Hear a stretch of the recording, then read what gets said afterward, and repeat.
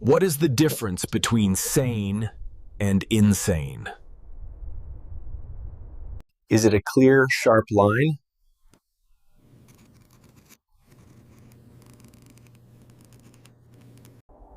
Or is it a blurry, shifting boundary that's easier to cross than we think?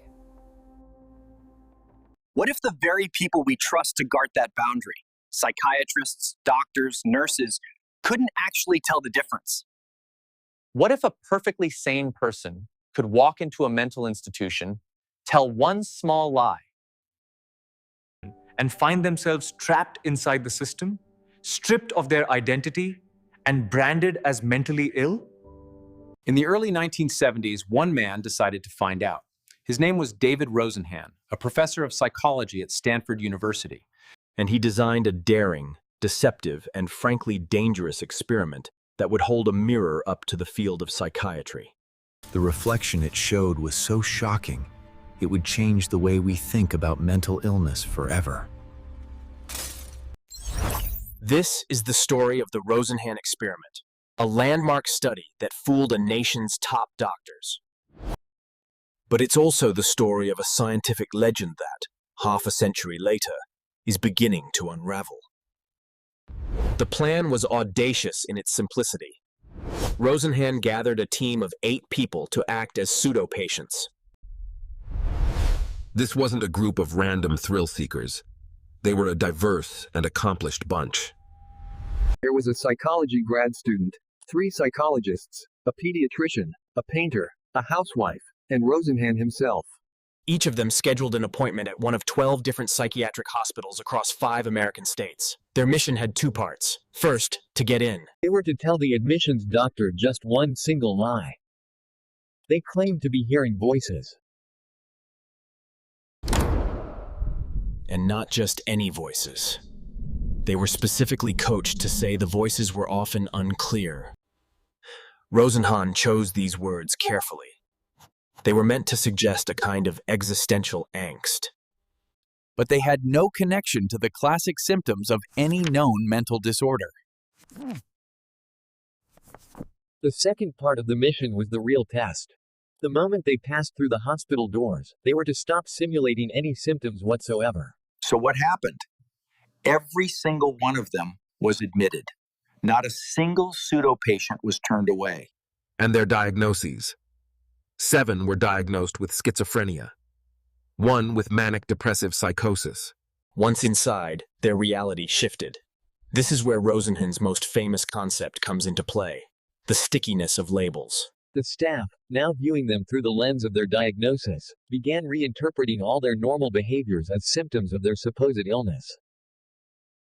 The patient's chart, for instance, noted, "Patient engages in writing behavior." When they lined up early for lunch out of boredom, it was pathologized as oral acquisitive behavior. The experience was profoundly dehumanizing. The pseudo-patients reported feeling powerless and invisible.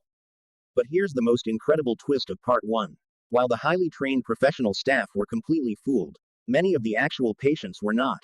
Rosenhan reported that 35 out of the 118 real patients on the wards voiced their suspicions. They'd say things like, "You're not crazy." you're a journalist or a professor, you're checking up on the hospital. Think about that. The very people who the system had deemed unable to perceive reality correctly were the only ones who saw the truth. Eventually, the pseudo-patients were released, but they weren't declared sane. Their discharge papers read, "Schizophrenia in remission." The label, once applied, was impossible to fully wash off. They had proven their point. It seemed that in a psychiatric hospital, there was a massive bias toward seeing illness where there was none. When Rosenhan published his findings, the psychiatric community was thrown into an uproar. Many were furious, embarrassed, and defensive. So one very well-regarded teaching hospital issued a direct challenge. They told Rosenhan that their staff was better, they were more skilled, it wouldn't happen there. They dared him. "Send us your pseudo-patients, and we will detect them." Rosenhan agreed. For the next 3 months, the hospital staff were on high alert. Every single patient who came through their doors for admission was carefully scrutinized. The staff used a 10-point scale to rate the likelihood that each patient was an imposter sent by Rosenhan. During that period, 193 patients were admitted. Of those, the staff identified 41, more than 1 in 5, as being a likely pseudo-patient. 19 of those were flagged with high confidence. The hospital was proud. They believed they had found his fakers. They had passed the test. Then Rosenhan dropped the bombshell. He had sent 0 pseudo-patients. None. Every single person the staff had confidently identified as a sane imposter was a genuinely ill person seeking help. This finding was, in some ways, even more damning. It showed that the diagnostic system wasn't just flawed in one direction. It could be so easily skewed by expectation that it would deny care to those who desperately needed it. The full study on being sane in insane places was published in the prestigious journal Science in 1973. It became an immediate sensation. It was a profound blow to the perceived authority of psychiatry. At the time, psychiatric diagnosis was often highly subjective, relying on Freudian theories and impressionistic interviews. Rosenhan's experiment exposed the system's vulnerability and lack of reliability. The impact was massive and led to 2 major changes. First, it was a huge catalyst for a revolution in the Bible of psychiatry, the Diagnostic and Statistical Manual of Mental Disorders, or the DSM. The controversy fueled a push to make diagnosis more objective and scientific. In 1980, the DSM-3 key was released. It was a radical departure. It introduced strict, symptom-based checklists and decision-treat-style criteria for each disorder. The goal was to ensure that a psychiatrist in New York and a psychiatrist in California, when faced with the same patient, would arrive at the same diagnosis. Second, the experiment added fuel to the fire of the deinstitutionalization movement. Rosenhan's descriptions of the powerlessness and depersonalization inside these institutions resonated with a public already growing wary of large, state-run asylums. It strengthened the argument for closing them down and moving towards community-based mental health care. For decades, the Rosenhan experiment was taught in every introductory psychology class as a brilliant, if controversial, masterpiece. A story of a lone scientist who bravely exposed a flawed system.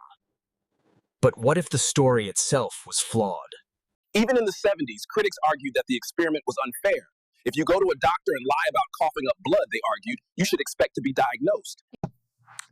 But in 2019, the story took a much darker turn. Author and journalist Susanna Cahalan decided to dig into Rosenhan's legacy for a new book, The Great Pretender.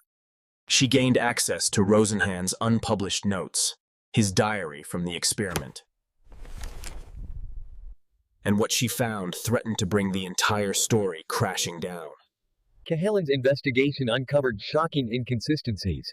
She found evidence that Rosenhan may have cherry-picked his data and embellished his findings. For example, Rosenhan claimed his pseudo-patients only complained of hearing empty, hollow thud. But his own diary suggests he may have elaborated significantly. She also found that far from being a tale of 8 similar experiences, the pseudo-patient's stories varied wildly. He seemed to have sanded down the details to fit his dramatic conclusion. Most disturbingly, Cahalan couldn't even identify or verify the existence of all 8 pseudo-patients, suggesting Rosenhan may have fabricated some of the data entirely.